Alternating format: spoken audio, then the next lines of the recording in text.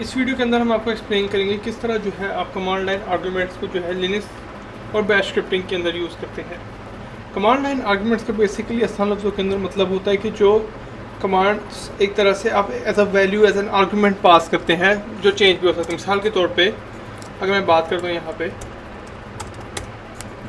हम अगर ls perform करते हैं ये सारी फाइल्स का डेटा मुझे शो कर देता है। अगर मैं ls परफॉर्म करता हूँ इस तरह /home तो मुझे ये सिर्फ होम के जो है ना उसके अंदर जो फाइल्स उसको शो करेगा।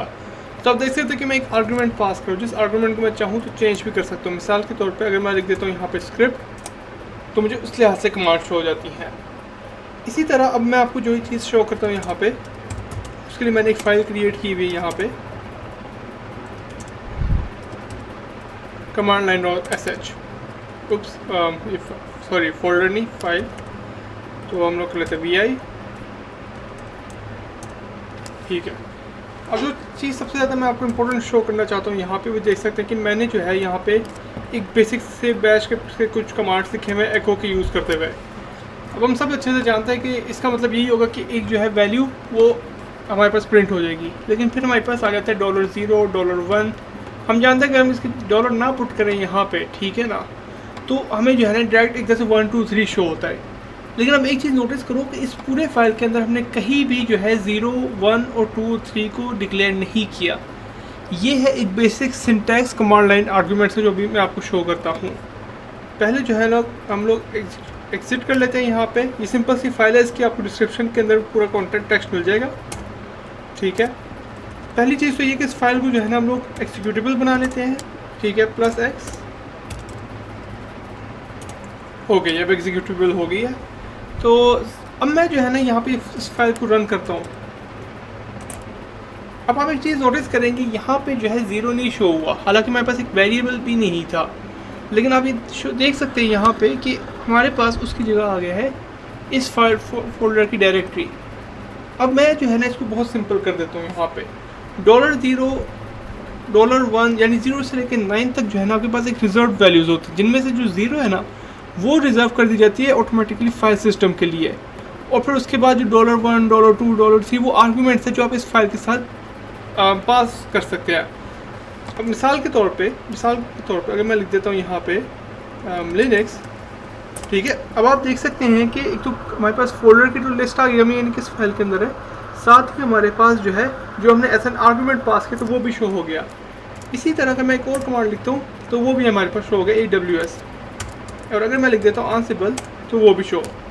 अब चौथा आर्गूमेंट डालने से पहले, क्योंकि हम जानते हैं कि हमने $4 नहीं यूज़ किया उस फाइल के अंदर, मैं एक चीज़ आपको शो करना चाहता हूँ। मिसाल के तौर पे अगर मैं जानता हूँ अच्छे से कि मैं यूज़ करता हूँ $वैल्यू। अब इस वैल्यू को हमने कहीं भी डिक्लेयर कुछ भी नहीं किया, ना ही डिफाइन किया है, और वो शो होता है एम्प्टी।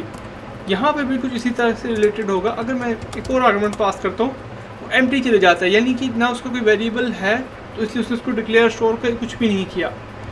अब मैं करता क्या हूँ कि मैं वापस चले जाता हूँ इधर। ठीक है, इंसर्ट मोड के अंदर मैं आ गया। ठीक है, और यहाँ पे जो है एक रैंडम से मैंने कुछ लिख दी वैल्यू। ठीक है, and echo $4 save and quit कर लिया। अब अगर मैं जो है ना इस कमांड को दोबारा चलाता हूँ 4 आर्गूमेंट के साथ तो वो भी आपके पास शो हो जाता है। अब मैं आपको एक इंटरेस्टिंग चीज़ दिखाता हूँ। मान लीजिए मैं यहाँ पे जो है डायरेक्ट लिख देता हूँ 5, इंसर्ट मोड के अंदर 5 मैंने लिख दिया। ठीक है, मैं आप लोगों से पूछना चाहूँगा कमेंट्स के अंदर भी लिखना कि अब क्या होगा, क्या एरर आएगा या क्या, क्योंकि हमने 4 नहीं यूज़ करे यहाँ पे। तो मैं जब यही कमांड दोबारा चलाऊँगा तो कुछ भी नहीं शो होगा, क्योंकि जो 5 है ना $5 वो 5th आर्गूमेंट के लिए रिजर्व हो गई है, यानी 4th आर्गूमेंट भी कहीं नहीं जाएगा। तो अगर मैं लिख देता हूँ यहाँ पे जैसे जावा, तो आप देख सकते हैं कि वो भी जो है ना एज एन आर्गूमेंट पास हो गया। तो ये थी एक बेसिक कमांड लाइन स्क्रिप्टिंग को यूज़ करने का तरीका। अब जो नेक्स्ट चीज़ जो मैं इंटरेस्टिंग आप लोगों को शो करना चाहता हूँ वो यहाँ पे ये है कि किस तरह जो पिछली वीडियोज़ के अंदर मैंने अगर आपको शो किया किस तरह हम एक वेबसाइट डिप्लॉय करने का स्क्रिप्ट लिखते हैं सारा, उसमें इसको कैसे यूज़ करेंगे वो मैं आपको शो करना चाहूँगा। उसके लिए सबसे पहले जो है हम लोग अपनी फाइल सर्च कर लेते हैं एंड इसको ओपन कर लेते हैं वेब। ओके, अब ये जितना भी आप फाइल देख रहे हैं यहाँ पे इसको जो है मैंने पिछली वीडियोस के अंदर भी एक्सप्लेन किया हुआ है। बस एक चीज़ अंडरस्टैंड कर लीजिए यहाँ पे कि मैं यहाँ पे वेरिएबल्स को यूज़ कर रहा था पहले, कि मैं मिसाल के तौर पर बार बार जो है हर जगह HTTPD या मिसाल के तौर पे पैकेजेस के नेम लिखने की जगह मैं सिर्फ उनको वेरिएबल्स के अंदर स्टोर कर देता था और मैं फिर उन वेरिएबल्स का नेम जैसे पैकेज टू पैकेज यूज़ कर रहा था। अब जो मैं चीज़ यहाँ पे करना चाहता हूँ वो ये है कि मैं यूज़र को कंट्रोल दे देना चाहता हूँ। मैं चाहता हूँ कि अब यूज़र जो है ना किसी भी वेबसाइट का लिंक दे। अगर आपने पिछली वीडियोस के अंदर देखा हो कि हम लोग एक तरह से जिप फाइल का लिंक देते हैं, उसको एक्सट्रैक्ट करते हैं, उसको रन करते हैं, तो उस तरह जो है ना हमारे पास एक पूरा वो वेबसाइट जो है वो डिप्लॉय हो जाती है। तो मैं शो करता हूँ कैसे करेंगे हम यहाँ पे। ठीक है, तो सबसे पहले जो हमें करना है यहाँ पे वो ये है कि इसको जो है ना इंसर्ट मोड के अंदर चले गए।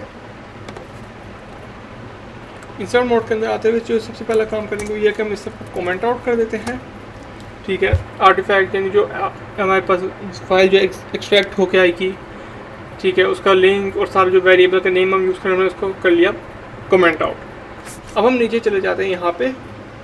ठीक है, तो अब सबसे पहली चीज़ हमने करनी मिसाल वो यहाँ पे ये है कि अब हम लोग जो है वेरिएबल्स को जो है ना वो जो है यहाँ पे डिक्लेयर कर देते ताकि यूज़र जो है कमांड लाइन पे उसको एंटर कर सके। तो आपके पास सबसे पहले आ जाता है $1, फिर उसके बाद आपने कर देना है इसको आर्टिफैक्ट नेम की जगह $2.zip।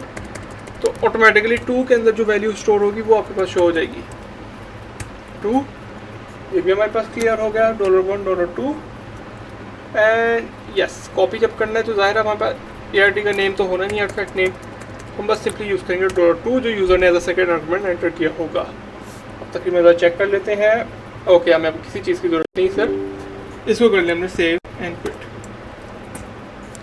ठीक है, सबसे पहले चीज़ हम लोग ये करेंगे कि इसको जो है एग्जीक्यूटेबल बना देते हैं +X। एग्जीक्यूटेबल हो गई वेब command.sh। सबसे पहली चीज़ हमें फाइल का लिंक चाहिए, उसके लिए पहले मैं जाऊँगा टूल प्लेट पे जो हमारे पास यहाँ पे ये है। ठीक है, इसको मैं पहले से स्टार्ट करके दिखाता हूँ। तो हम लोग जो है टूल प्लेट वेबसाइट को यूज़ करें यहाँ पे कि जिसके थ्रू जो है हम लोग किसी भी HTML की टेम्पलेट को जो है इंस्टॉल कर सकते हैं। ये मैंने एक रैंडम सा HTML टेम्पलेट ले लिया, आप कोई भी यूज़ कर सकते हैं। अब डाउनलोड लिंक के लिए हमने बस करना सिंपली ये है कि हम लोग पहले क्लिक कर लेते हैं इंस्पेक्ट पे। ठीक है, और नेटवर्क टैब के अंदर चले जाते हैं, फिर कर देना क्लिक डाउनलोड। यहाँ पे आपके पास आ गए पाथ, ये होगा सबसे इम्पोर्टेंट जो यूज़र ने एज एन आर्गूमेंट पास करना है। हम एक नोटपैड खोल लेते हैं अपना, उसके अंदर हमने इसको सेव कर लिया। इसको कॉपी, वापस आए, वापस इसको मैंने पास कर ली इस तरह। उसी तरह फिर जो आर्टिफैक्ट का नेम होगा वो बस सिंपली ये होगा हमारे पास .ziggy।